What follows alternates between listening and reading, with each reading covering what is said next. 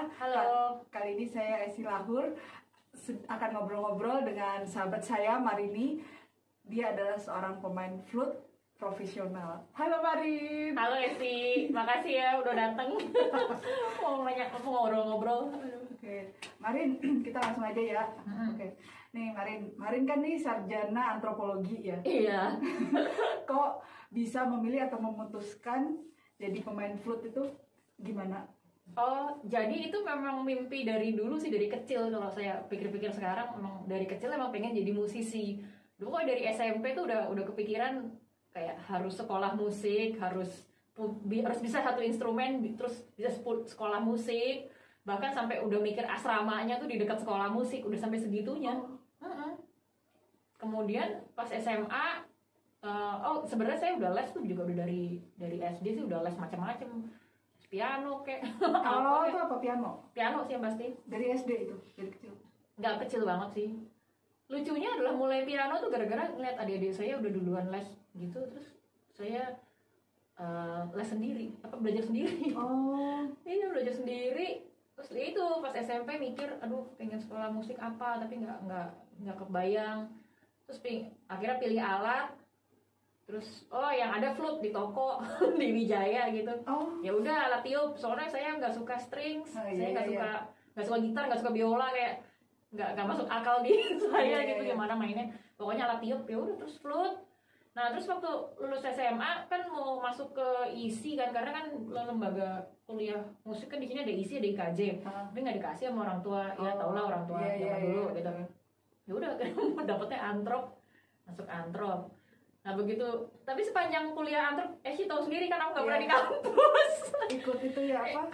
Karena di UI ada ekskul orkestra. Mahawaditra, malah sibuk di situ terus. Jadi kayak itu nggak boleh mengganggu. Kuliah nggak boleh mengganggu musik. Tapi tetap aku lulusin kan, antropnya akhirnya. Begitu lulus antrop. Cari kerja susah banget, gak dapat kerja, malah dapat ngamen musik terus. Malah aku akhirnya duitnya dari ngamen di hotel lah, ada job wedding kecil-kecilan, terus ngajar musik banyak gitu. Lama-lama akhirnya bokap bilang ya udah deh cari ini aja, kalau mau udah cari sekolah musik aja luar negeri. Dan ketemu guru yang tepat juga bisa mengarahkan waktu itu. Ya sudah, akhirnya udah kuliah musik dan sekarang jadi musisi.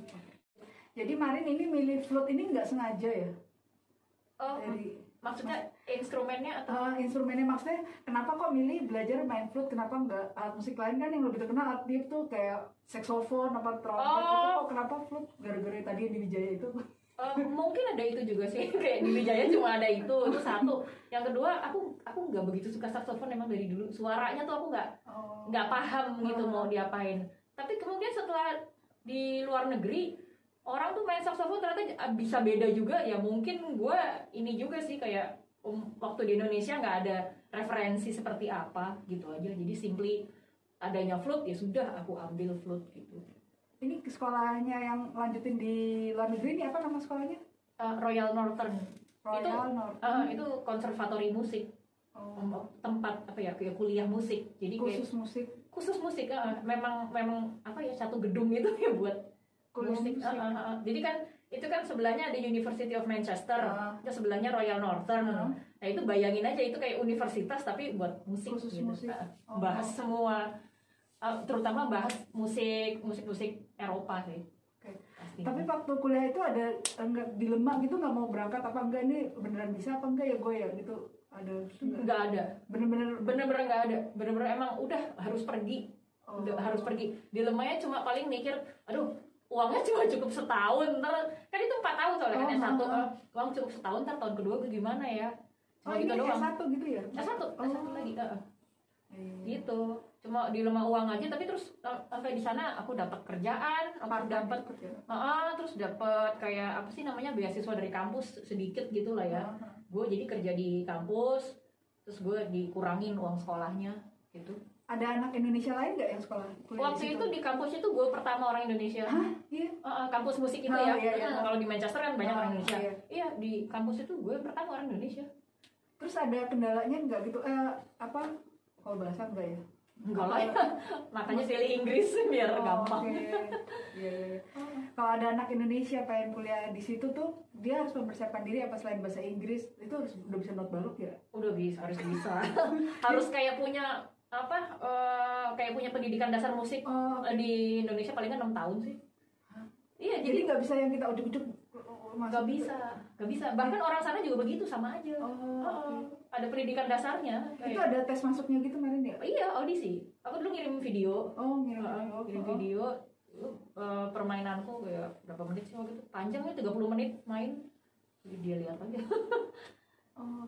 Itu mahal nggak sih kalau sekolah musik itu? Mahal, sama kayak sama aja kayak sekolah kuliah di luar negeri, kuliah satu di luar negeri, semua jurusan mereka sama. Ya jadi mahal kan karena kita dihitung kurs pound sterling. Itu kemarin di sana part time-nya ngapain aja itu? Part time pegawai KFC. Itu selama 4 tahun. Iya, 4 tahun. Itu yang di luar ya, iya. Nah, kalau yang jadi pegawai KFC itu untuk ini untuk biaya hidup sehari-hari. Jadi aku nggak dapat lagi dari Indonesia. Jadi aku support sendiri. Nah, uang sekolah aku masih dibantuin orang tua, tapi setengahnya lagi kan dibantuin kampus. Nah, itu aku kerja misalnya bantuin di perpus. Terus kalau sekolah konser, ngadain konser, aku jadi kayak penjaga pintunya gitu-gitulah, usher gitu. Iya. Jadi harus kerja kan, kerja buat kampus tuh kayak gitu. Enak malah. Iya. Jadi banyak pengalamannya ya kalau di sana. Iya, jadi justru kayak gitu-gitunya malah aku bilang jadi bikin aku lebih berkembang secara secara pribadi sama etos kerja. Kalau musik ya lo akan bisa terus belajar sepanjang hidup lo, tapi kayak gitu-gitu. Iya. Apalagi itu pegawai KFC susah loh, Bu.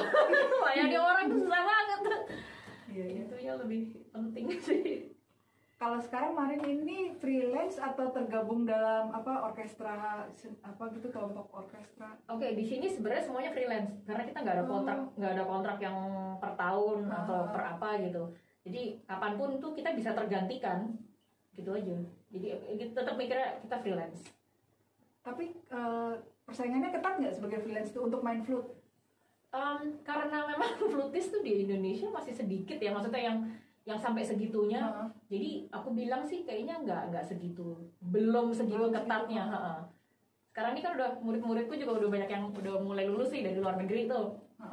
Nah ya tergantung keadaannya juga, kalau nanti mereka tiba-tiba bisa timbul, terus tempat kerja kita ngelihat ada bibit baru yang mungkin lebih di ini, ya udah bisa aja kita tergeser gitu. Tapi untuk saat ini sih mungkin alhamdulillah masih cocok. Iya. Kitanya masih cocok sama ini tempat kerja gitu. Banyak orang gitu ya berpikir di Indonesia ini, apa bisa nggak sih orang tuh hidup dari pemain musik aja gitu, pemain musik profesional gini gitu. Oke.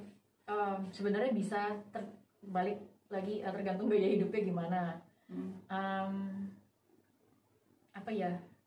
Ya mungkin karena saya perempuan single yang masih tinggal sama keluarga, jadi kayaknya kesannya tuh wah banget gitu. Padahal sebenarnya kalau nggak kayak gini juga pasti susah, nggak kayak gini standar hidupnya.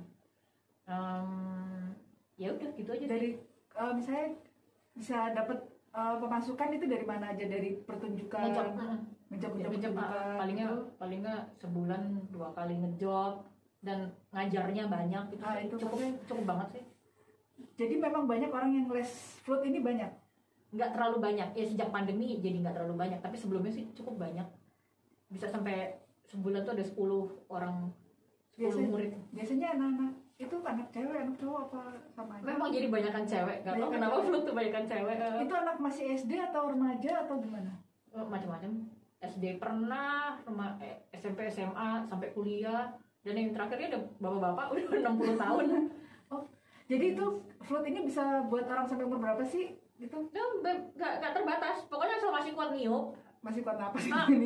Iya, nggak terbatas kok. Kalau yang anak kecil mungkin jadi rada susah karena kan panjang, masih kependekan tangannya, jadi mungkin nanti cari yang kayak gitu, ada yang bengkok, jadi jangkauannya cuma segini, gitu aja. Itu ada main flute ini ada manfaatnya nggak sih gitu? Misalnya melatih konsentrasi kah atau? Itu sih pasti melatih konsentrasi. Manfaatnya maksudnya manfaat untuk ya kita kayak gimana ya, dia kayak itu konsentrasi, apa dia lebih fokus, katanya kalau orang bisa main piano lebih cerdas gitu kayak gitu. iya, Iya jadi nggak sih? bukan pianonya sebenarnya, main musik itu bikin lebih baik fokusnya, lebih baik fokusnya. Terus kayak itu kan otak kiri ya, jadi menyeimbangkan dengan otak kanan.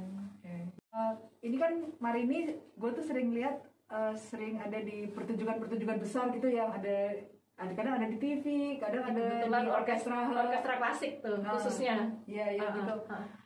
Itu banyak gak sih sebenarnya pertunjukan itu sering dilakukan gak sih di Jakarta gini? Alhamdulillah itu sejak aku pulang dari kuliah itu tahun 2008 sampai sekarang kok jadi banyak. Paling kayak itu sebulan sekali, sebulan 2 kali itu ada aja pertunjukan gitu. Ini aja pandemi aku agak surprise karena masih ada. Jadi kita direkam dulu terus ntar disiarkan online tuh. Ada aja, alhamdulillah. Iya. Ya udah gitu. Marin bisa dipilih selain karena pemain flutnya belum terlalu banyak gitu, apa emang ada networking atau memang kamu tuh bagus gitu loh, bagus banget jadi selalu jadi pilihan gitu? Atau emang yang pasti itu harus aku maintain ya, yang masalah bagus banget apa enggak. Iya. Dan itu kan ya itu tergantung lagi manajemen itu manajemen itu nyarinya pemain flute yang kayak gimana. Maksudnya kayak gimana ya tuh? Kayak misalnya gini, ada orkestra yang non klasik, berarti kan orkestra pop gitu. Belum tentu manajemen cocok dengan permainan saya, karena mungkin gaya saya mungkin terlalu bagaimana gitu. Gaya saya nggak akan dipakai. Ada style-stylenya. Ada juga. Terus ada yang mungkin Esi lihat itu kayak aku main di mana itu karena manajemen orkestra klasik yang memang aku sukanya musik itu, belajarnya itu, ya udah jadi cocok terus gitu. Itu aja masalahnya sebenarnya. Tapi flute ini kalau main lagu-lagu pop gitu bisa ya? Bisa banget. Memang dari awal aku memilih untuk classical music. Untuk mereka yang ingin total jadi pemusik gitu, terutama si pemain flute lah, pemain alat musik itu ada saran nggak sih sebenarnya, apa mesti dia maintain setiap hari tuh harus latihan, harus itu pasti untuk semua instrumen harus setiap hari harus latihan. Jadi nggak, kita kan gue udah bisa nih nggak misalnya kita kayak gitu, aku nih kayak kemarin ini kan hari Sabtu kemarin habis kerja, terus Minggu aku nggak latihan, hari ini mungkin aku nggak latihan, besok udah nggak enak mainnya. Jadi aku tetap harus latihan. Segitunya itu cepet hilang.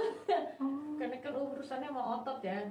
Tiup tuh otot tangan, otot bibir, otot perut untuk nafasnya.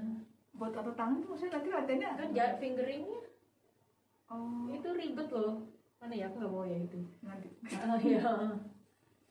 Misalnya ini aja deh, aku tunjukin aja. Misalnya kayak gini. Ini kan semua not balok nih ya. Iya. Ini kan jalan terus kan artinya.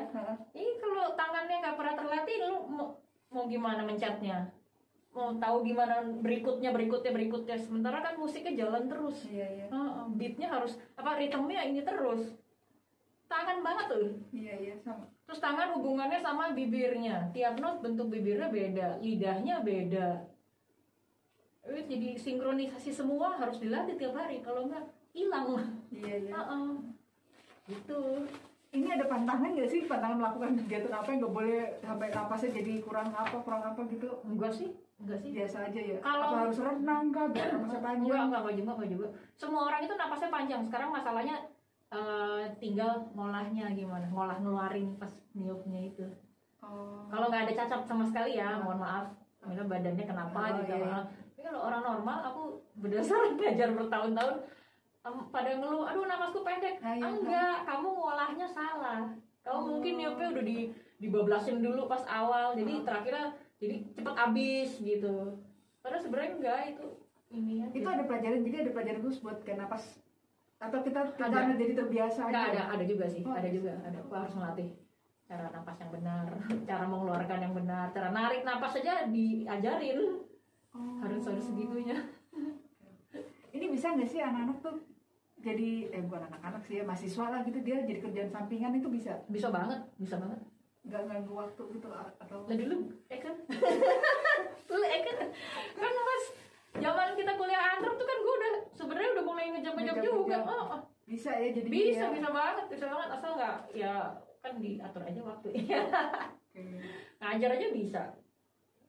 Kayak aku bilang sama yang udah murid-muridku yang udah kuliah, kalau lagi nggak ada kerjaan tuh apa, mulai ngajar yuk. Karena Tapi orang bermanfaat buat mereka juga kan. Orang selalu mikir kan nanti cari muridnya gimana gitu. Ya kan Kamu cari muridnya gimana? Dari mulut ke mulut atau? waktu itu aku kan ikut dulu, ikut sekolah musik dulu, gabung dulu dong. Baru setelah itu lama-lama jadi beken, oh nih si Marini bisa ngajar musik gitu. Malah sekarang udah lebih kecil lagi, kayak nih muridku yang kuliah nih, kan dia ada komunitas gereja, itu pasti banyak tuh yang mau les, ini banyak yang nyari guru musik ya minimal. Jadi peluang kerjanya tuh sebenarnya ada banyak ya, asal kita ada. Sebenarnya itu di mindset sih kayak dari awal aku pengen jadi musisi, apapun yang terjadi gitu. Somehow kayak alam semesta tuh ya dengerin kita gitu loh. Apalagi kalau kita niatnya emang beres gitu, niatnya baik gitu. Sesusah apapun tuh bisa. ada jalannya ya. Insya Allah ada sih, aku percaya. Iya benar. Oke, menarik sekali percakapanku dengan Marini. Pokoknya Marini, thank you banget untuk sharing dan waktunya ya. Sama-sama. Teman-teman, kita ketemu lagi dalam percakapan dengan teman-temanku yang lain dalam berbagai profesi yang lain. Terima kasih. Sampai ketemu. Bye.